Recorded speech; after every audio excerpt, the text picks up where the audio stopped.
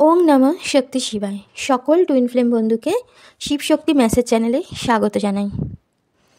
আজকে আলোচনা করব টুইন ফ্লেম আত্মা কেন আলাদা হয়ে দুটি শরীরে জন্ম নেয়। এই স্পিরিচুয়াল কনসেপ্ট একটি গভীর আত্মিক সত্য যদি আমরা বুঝতে পারি, তাহলে আমাদের টুইন ফ্লেম কানেকশনকে আরও পরিষ্কারভাবে আমরা উপলব্ধি করতে পারব। আত্মা কেন দুটি শরীরে আলাদা হয়ে যায়, তার কারণ অনেক সোল আছে খুব উন্নত লেভেলে পৌঁছে যায়, তাদের শক্তি এত হাই ফ্রিকোয়েন্সিতে চলে যায় যে একটি শরীর সেই ভাইব্রেশন ধারণ করতে পারে না। তখন ইউনিভার্স সেই সোলকে ভাগ করে দেয় দুটি এনার্জিতে। একটি হয় ডিভাইন ম্যাসকুলাইন ডিএম, অপরটি হয় ডিভাইন ফেমিনাইন ডিএফ। এই দুই অংশ আলাদা হলেও তাদের সূত্র কিন্তু একটাই, একই সোল।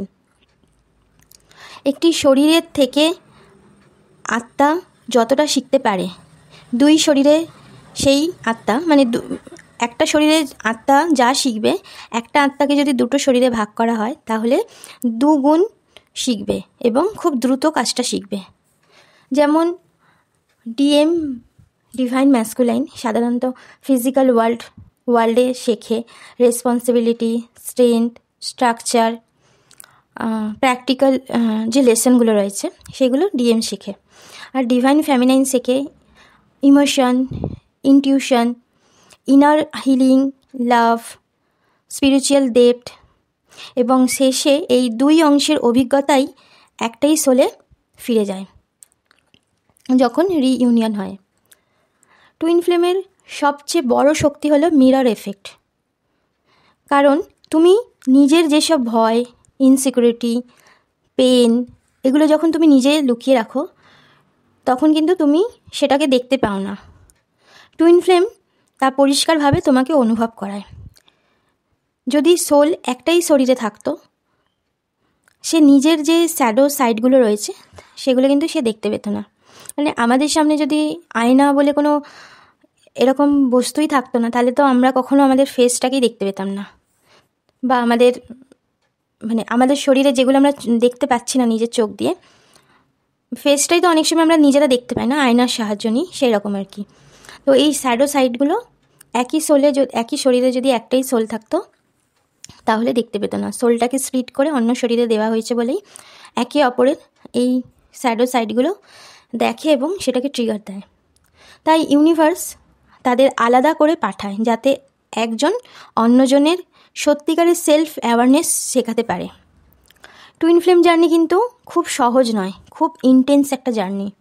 কারণ ইউনিভার্স দুটি অংশকে এমনভাবেই তৈরি করে যাতে তারা ইগো, ফিয়ার, পাস্ট ওন্সের মধ্য দিয়ে গিয়ে শেষে পিওর ডিভাইন লাভ বুঝতে পারে। সাধারণ সম্পর্ক যেখানে শেষ হয়, টুইন ফ্লেম জার্নি সেখান থেকে শুরু হয়। এই যাত্রা, টুইন ফ্লেম যাত্রাতে আমরা যারাই আমরা আছি তাদের ভালোই এক্সপিরিয়েন্স আছে। যারা এই শিবশক্তি মেসেজ চ্যানেলের সাথে জুড়ে আছো তারা অনেকটাই সেই রকম লেভেলে চলে গেছো, তো তোমরা বুঝতেই পারবে। এই যাত্রায়, এই জার্নিতে আমরা শিখি ego release, forgiveness, patience, surrender এবং পিওর লাভ। এটাই সোল স্প্লিটের অন্যতম কারণ। সব টুইন ফ্লেম কিন্তু শুধুমাত্র প্রেমিক বা প্রেমিকা নয়। অনেকেই পৃথিবীতে জন্ম নেয় একটি বড় ডিভাইন মিশন নিয়ে, যেমন হিলিং করা, লাইট ওয়ার্কার, হিলার যারা হয় আর কি, healer, light worker, spiritual awakening, collective consciousness uplift. Twin flame একসাথে আসার পরে তাদের ভাইব্রেশন এত পাওয়ারফুল হয় যে তারা পৃথিবীতে বড় বড় পরিবর্তন আনার তাদের মধ্যে ক্ষমতা থাকে। ইউনিভার্স চায় এই কাজ তারা একসাথে করুক, তাই একই সোলকে দুটি অংশে দুটি শরীরে পাঠানো হয়। টুইন ফ্লেম সেপারেশন যতই কষ্ট হোক না কেন, এটাই কিন্তু সোল গ্রোথের সব থেকে শক্তিশালী একটা ধাপ। আমরা এই ধাপটা পেরিয়ে এসেছি, অনেকেরই ভালো ভালো এক্সপিরিয়েন্স আছে। তোমাদের যদি মনে হয় তোমাদের এক্সপিরিয়েন্স, অবশ্যই কমেন্টে লিখবে, কারণ এখানে তাহলে অনেকেরই হেল্প হবে। একটি সোল একটি সোল দুটি শরীরে ভাগ হয়ে যেগুলো শেখে তার মধ্যে হচ্ছে healing, emotional maturity, independence, soul purpose, higher consciousness. এই ইভলিউশন এক শরীরে থাকলে, এক শরীরে যদি সোল থাকতো তাহলে কিন্তু সম্ভব হতো না। ইউনিভার্স তাই দুটি শরীরের পথ বেছে নিয়েছে। ডিএম আর ডিএফ একসাথে আসার আগে ইউনিভার্স তাদের ভিতরে যে এনার্জি ব্যালেন্স করে, ইউনিভার্স কিন্তু আগে থেকেই এটা ঠিক করে দেয়। ডিএফ শিখবে স্টেবিলিটি, রেসপন্সিবিলিটি, কমিটমেন্ট, আর ডিএফ শিখবে self love, self worth, spiritual strength.